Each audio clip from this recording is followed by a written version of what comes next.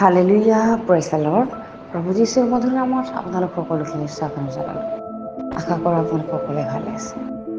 তো বিশ্বাসীসকল, 15 দিন সুন্দৰ বতৰ ঈশ্বৰে আমাক দিলে আৰু আপোনালোক সকলোকে যিটো 15 আগষ্টৰ ভাৰত স্বাধীনৰ যিটো শুভেচ্ছা আপোনালোক সকলোৰে লগত শুভেচ্ছা জনালোঁ।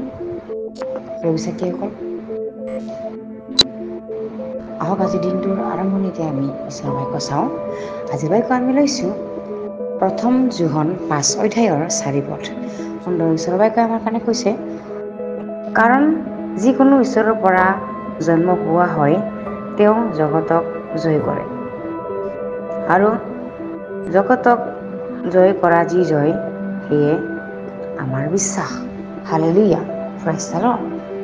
ইয়াৰ যিটো ঈশ্বৰৰ বাক্যই কৈ আছে জগতক জয় কৰাৰ বিষয়ে, যিটো যিজনে ঈশ্বৰৰ পৰা জন্ম পোৱা হয়, মানে ঈশ্বৰক যিজনে জানিছে, যিজনে ঈশ্বৰক জানিছে, সলনি হৈছে, ঈশ্বৰক জানি পেলাই তেওঁ সলনি হৈছে। তো আগৰ জীৱনত তেওঁ থকা নাই, তেওঁ আগত যিটো কৰ্ম কৰিছিলে, তেওঁ আগত যিটো বেয়া কামৰ মণ্ডত লিপ্ত আছিলে তেওঁ এৰিলে, ত্যাগ কৰিলে। কাক পাই? ঈশ্বৰক পাই, যীশুখ্ৰীষ্টক পাই পেলাই তেওঁ সলনি হ'ল জীৱনটো। এইটোৱে হৈছে ঈশ্বৰৰ পৰা জন্ম পোৱা ব্যক্তি। হালেলুয়া। আৰু তেওঁ জগতক জয় কৰে বুলি কৈছে।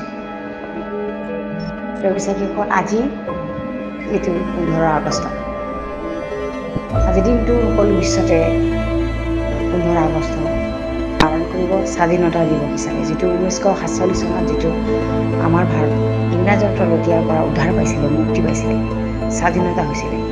সেইকাৰণে আজি গোটেই বিশ্বত এই সকলো দিৱসটো পালন কৰিব। কিন্তু ঈশ্বৰৰ বাক্যই কি কৈছে? যিজনে ঈশ্বৰৰ পৰা জন্ম পোৱা হয় তেওঁ জগতক জয় কৰে বুলি কৈছে। জগতক জয় কৰে। আজি যিবিলাকে কংগ্ৰেছৰ লগত থাকি পেলাই আজিৰ তাৰিখত, যিটো 1947 চনৰ দিনটোত ভাৰতখনক স্বাধীনতা লাভ কৰাইছিলে, যেতিয়া আমি আমাৰ ভাৰতৰ সংবিধানত পাওঁ আমাৰ ভাৰত স্বাধীনৰ কথাখিনি, কিন্তু বাইবেলে কি কৈ আছে? যিজনে ঈশ্বৰক জানে তেওঁ জগতক জয় কৰে। কিন্তু সেই জয়টো কেনেকুৱা ধৰণৰ জয়? আমাৰ ভাৰতখন স্বাধীন হৈছে যাতে আমাৰ ভাৰতীয় নাগৰিকসকলে ফ্ৰী হয়, আজাদী হয়, যাতে কাৰো তলতীয়া গোলাম হৈ নাথাকে। তাৰ কাৰণে এই স্বাধীনতা আন্দোলনত ভাৰতে স্বাধীন হয়, জয়যুক্ত হয়। আমেন। সেইকাৰণে ঈশ্বৰৰ বাক্যই আৰু কি কৈছে? যদি আমি ঈশ্বৰৰ পৰা জন্ম পোৱা হয় তেনেহ'লে জগতক জয় কৰিলোঁ। এনেকুৱা জগতৰ যিটো জয়, যিটো স্বাধীনতা দিৱসত যিটো জয়ৰ কথা কৈ আছে, আমি দাসত্বৰ তলত নাই, আমি ইংৰাজৰ তলত নাই, আমি নিজৰ ভাৰতৰ স্বাধীনতাত আমি আছোঁ। সেইটো স্বাধীনটো আজিৰ দিনতে ভাৰতে লাভ কৰিছিলে। ঈশ্বৰৰ বাক্যই কি কৈছে? জগতক জয় কৰে, গোটেই জগতক জয় কৰে। অকল ভাৰতৰ কথা কোৱা নাই, গোটেইটো পৃথিৱী, গোটেই জগতক জয় কৰাৰ কথা কৈছে। যিজনে ঈশ্বৰৰ পৰা জন্ম পোৱা হয় তেওঁ গোটেইখন পৃথিৱীতে জয় কৰে। হালেলুয়া। আৰু ইংৰাজৰ তলৰ পৰা নহয়, বা আমি গোলামৰ স্বত্বৰ পৰা মুক্তি পোৱাৰ কথা কোৱা নাই ঈশ্বৰৰ বাক্যই। ঈশ্বৰৰ বাক্যই কি কৈছে? যিটো অভিশাপ, আমাৰ পূৰ্ব যুগৰ পৰা যিটো অভিশাপ, যিটো পূৰ্ব জগতৰ সাংসাৰিকত চলি থকা যিবিলাক চৈতানিক বান্ধোনবিলাক, সেইবিলাকৰ পৰা মুক্ত হৈছোঁ, জয় হৈছোঁ বুলি কৈছে। যিবিলাকে ঈশ্বৰৰ পৰা জন্ম পোৱা হয় সেইবিলাকে এইবিলাক চৈতানৰ কবলৰ পৰা জয়যুক্ত কৰে, জয়যুক্ত হয়, বেমাৰৰ পৰা জয়যুক্ত হয়, ধাৰৰ পৰা, অভিশাপৰ পৰা, পাপৰ পৰা জয়যুক্ত হয়। এইবিলাক সকলো জগতত বিয়পি আছে। পাপ, অধৰ্ম, ব্যভিচাৰ, মিছা কথা কোৱা, চুৰ, ডকাইত, এই সকলোবিলাক জগতক ওপৰত বিয়পি আছে, কিন্তু যিজনে ঈশ্বৰৰ পৰা জন্ম পোৱা হয়, যিজনে যীশুখ্ৰীষ্ট গ্ৰহণ কৰিছে, যিজনে যীশুখ্ৰীষ্টৰ সেই তেজৰ মূল্যটো বুজি পায়, বিশ্বাস কৰে যীশুখ্ৰীষ্টৰ নামত বাতিজিত লৈ, সেইসকল ব্যক্তিয়েহে এই পাপৰ পৰা, অভিশাপৰ পৰা, নিচাজাতীয় বস্তুবিলাকৰ পৰা, বেবিচাৰী বান্ধোনৰ পৰা, শয়তানৰ কবলৰ পৰা, এই সকলো জগতত যিবিলাকে বিয়পি আছে, এইবিলাক বেয়াবিলাক, এই সকলোকে জয়যুক্ত কৰে, ভৰি তলত ৰাখে, দমন কৰি ৰাখে যিজনে যীশুখ্ৰীষ্টক জানে, যিজনে ঈশ্বৰক জানে, ঈশ্বৰক পাই কেনে সলনি হোৱা ব্যক্তিবিলাকে জগতক জয় কৰে। যিজনে পাপ কৰিছিলে, তেওঁ বেয়া আছিলে, তেওঁ মাৰপিট কৰিছিলে, তেওঁ মিছা কথা কৈছিলে, চুৰ কৰিছিলে, এইবিলাক তেওঁ ঈশ্বৰক পাই মানে ত্যাগ কৰাটোৱে হৈছে তেওঁ জগতক জয় কৰিছে।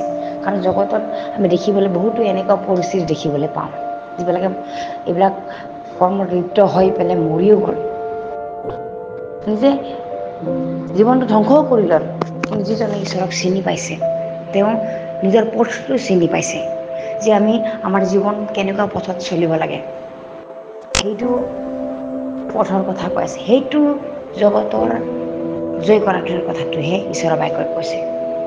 আজি আমি ইংৰাজৰ তলতীয়া নহয়, হয়, তাৰ কাৰণে আমি প্ৰেছালতো ক'ব পাৰোঁ, কাৰণ কিয় ঈশ্বৰৰ বাক্য লৈ পেলাই যিটো ভাৰতে জয় কৰিলে, যিটো গান্ধীজী, তেওঁ বাইবেল পঢ়িছিলে, তেওঁ বাইবেলৰ এটা বাক্য লৈ পেলাই তেওঁ আজ্ঞা পালন কৰিছিল, যিটো এটা গালত চৰ মাৰিলে আৰু এটা গালটো পাতি দিবা।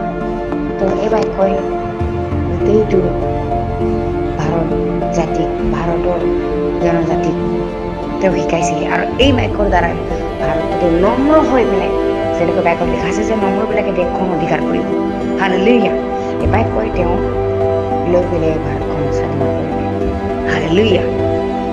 আজি গোটেই ভাৰতকো স্বাধীন কৰিছে ঈশ্বৰে, আৰু যিবিলাকে সেই ঈশ্বৰৰ পৰা, সেই জীৱিত সৃষ্টিকৰ্তাৰ ঈশ্বৰৰ পৰা যিবিলাকে জন্ম পোৱা হয়, সেইবিলাকে এই পাপৰ পৰা, শয়তানী কবলৰ পৰা মুক্তি পাইছে, উদ্ধাৰ পাইছে, এইবিলাকক জয় কৰিছে, এইবিলাকৰ ওপৰত জয় হৈ থিয় হ'ব, যিবিলাকে ঈশ্বৰক বিশ্বাস কৰে, ঈশ্বৰৰ পৰা জন্ম পোৱা হয়, হালেলুয়া, প্ৰেইজ দ্য লৰ্ড। মই বিশ্বাস কৰোঁ এই বাক্যৰ যোগেদি আপোনালোক আশীৰ্বাদ প্ৰাপ্ত হৈছে বুলি। আহক আমি একেলগে প্ৰাৰ্থনা কৰোঁ। হালেলুয়া, ধন্যবাদ প্ৰভু, জীৱিত ঈশ্বৰ, জয়যুক্ত ঈশ্বৰ, যিজনে তোমাৰ পৰা জন্ম পোৱা হয়, তেওঁ জগতক জয় কৰে, হালেলুয়া, আৰু যিটো জগতক জয় কৰে সেইটো আমাৰ বিশ্বাস হয়, হালেলুয়া। বাক্য যেনেকৈ কৈছে নম্ৰবিলাকে দেশখন অধিকাৰ কৰে। প্ৰভু ধন্যবাদ দিম প্ৰভু, তুমি যে আমাৰ থকা দেশখনকো তুমি আমাৰ উদ্ধাৰ কৰালা, যিজনে যাৰ যোগেদি তুমি উদ্ধাৰ কৰিছা, ধন্যবাদ প্ৰভু ঈশ্বৰ, হালেলুয়া। এনেকৈ যাতে গোটেই জগতে শয়তানৰ বাহিনীৰ পৰা মুক্ত হয়, জয়যুক্ত হয়, জগতৰ সকলো বেয়া পৰিস্থিতিৰ পৰা যাতে মুক্ত হয়, জয়যুক্ত হয়, নিজকে যাতে তোমাৰ হাতত সমৰ্পণ কৰে। প্ৰভু ধন্যবাদ দিম প্ৰভু, উদ্ধাৰকৰ্তা ঈশ্বৰ, ধন্যবাদ দিম, সকলো তোমাৰ হাতত সমৰ্পণ কৰি নাচৰতীয় প্ৰভু যীশুৰ নামত অৰ্পণ কৰিছোঁ, আমেন, প্ৰেইজ দ্য লৰ্ড।